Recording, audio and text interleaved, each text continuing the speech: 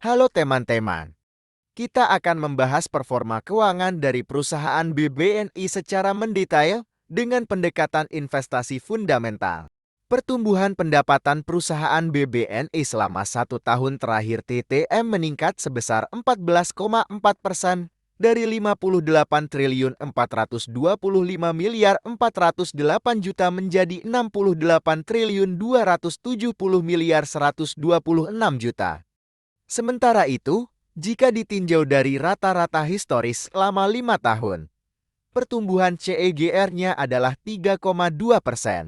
Laba bersih perusahaan BBNI selama 1 tahun terakhir TTM meningkat sebesar 17,3% dari 17 triliun 6 miliar 640 juta menjadi 20 triliun 568 miliar 734 juta.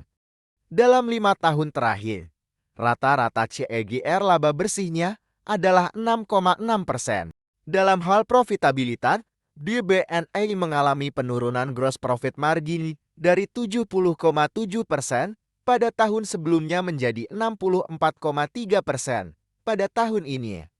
Namun, net profit margin meningkat dari 29,1% menjadi 30,1%. Return on asset BBNI mengalami peningkatan dari 1,8% menjadi 2,0% dalam 1 tahun terakhir. Sedangkan return on equity naik dari 13,0% menjadi 14,3%. Ini menunjukkan bahwa perusahaan berhasil mengelola aset dan modalnya dengan lebih efisien. Dalam kesehatan keuangan, BBNI memiliki rasio debt to equity sebesar 0,3 kali, yang sama dengan tahun sebelumnya. Hal ini menunjukkan perusahaan memiliki tingkat penggunaan utang yang stabil dan seimbang dengan modal yang dimiliki. Menurut Buffett Score, BBNI mendapatkan skor 2/6. Skor ini menunjukkan performa yang tidak begitu baik. Untuk penjelasan lebih detailnya, kamu bisa mendownload aplikasi investor yang tersedia di deskripsi. Baiklah, sekarang saatnya kita membahas tahap yang sangat ditunggu-tunggu yaitu valuasi.